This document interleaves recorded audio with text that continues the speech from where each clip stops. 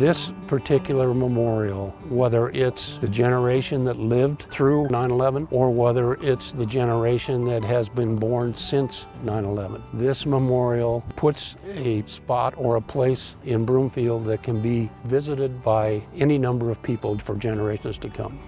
I think it underscores just how fragile life is and just how great devastations can be. We complain about a little traffic or whatever that minor thing is, and it shows you just how deep a tragedy can be and how quickly it can occur. There were people that lived next door to you, people that were friends and family, and these were ordinary people who did really extraordinary things that day.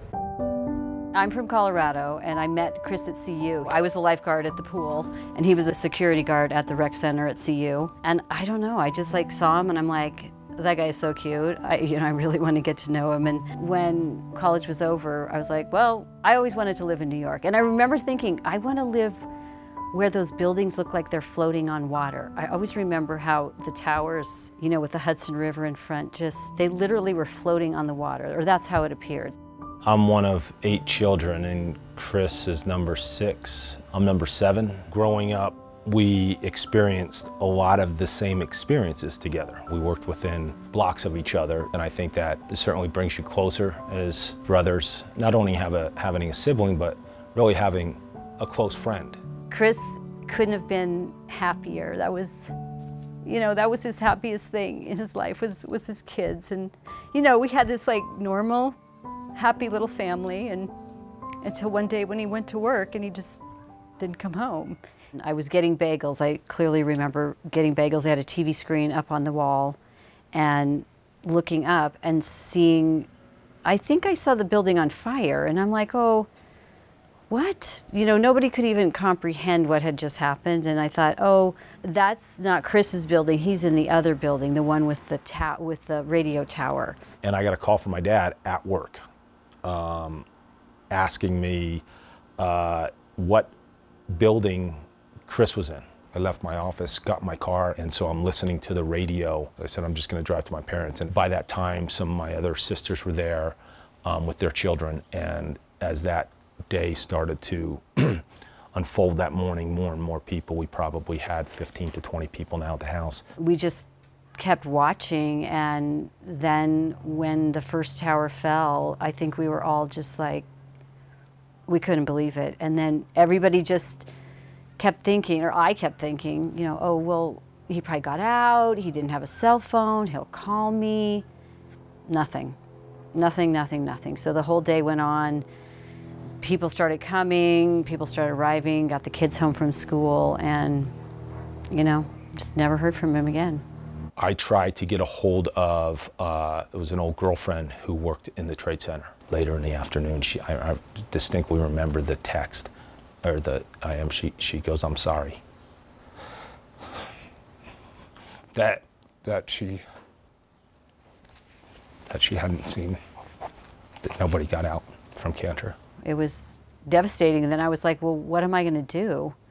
And I think it didn't take me too long to decide, I think we should move back to Colorado, because his parents were here, my parents were here, and I had little kids, 3 little kids, and I knew I was going to need help. So my name's Sharon. I was flight attendant for United for 12 years, living here but based in Newark, New Jersey. I was home with our daughter, and we were watching Teletubbies. I remember that distinctly. And I got a phone call from a friend of mine in London, and she said, oh, thank God you're not on a flight.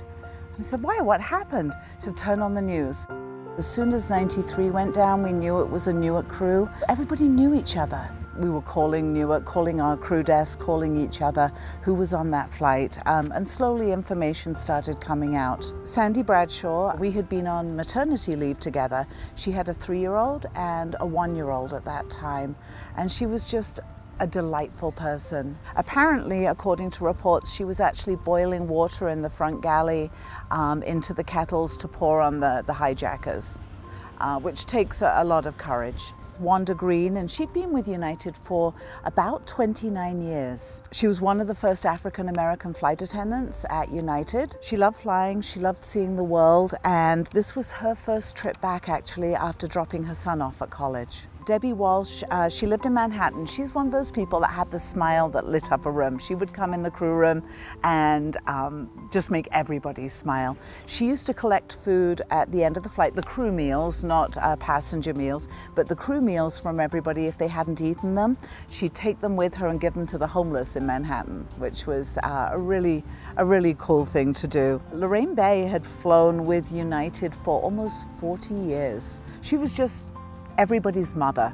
She would come into the crew room and bring goodies for everybody. She was always baking and just kind, genuinely kind. And then Cece Lyles, she was a police officer in Florida. She got her dream job as a flight attendant with United, and her family, I remember her talking about it, her family was so excited that she was safe finally. She wasn't on the streets as a police officer.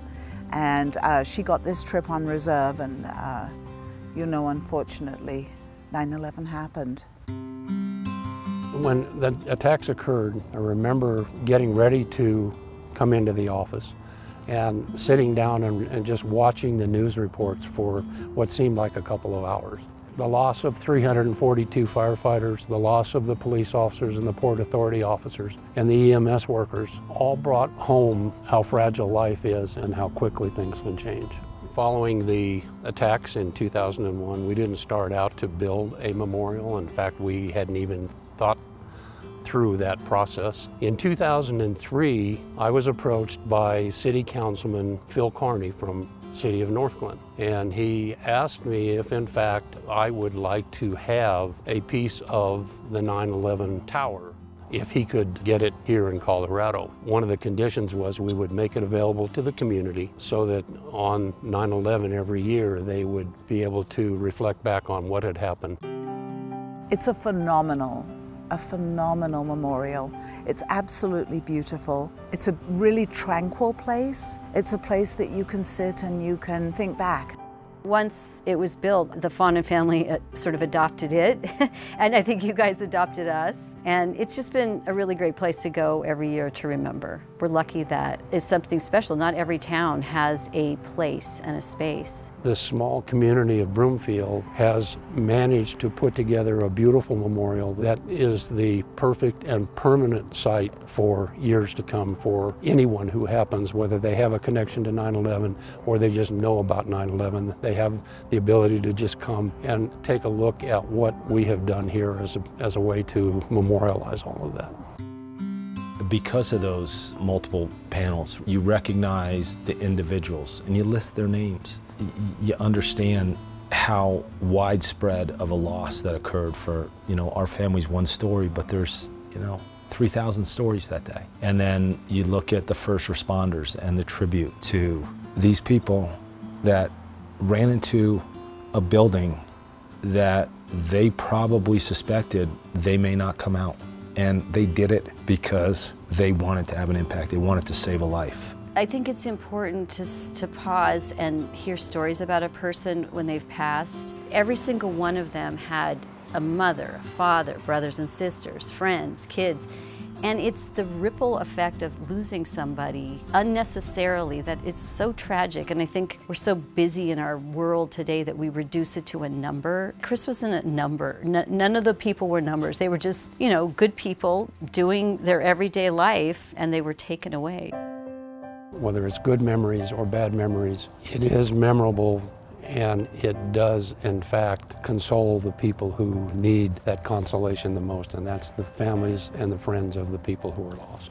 If we tried to accomplish anything, tried to shoot for any particular feeling, it would have to be one of remembering what this was all about and remembering why it's here. I think it's powerful because people think, oh, I'm just some ordinary Joe or Jane. But how you live your life and treat people in the moment, regardless of who they are, does define your legacy, and you'd be surprised when you go. That's all you leave behind. Everyday people, like he was, can have a very powerful impact on other people's lives.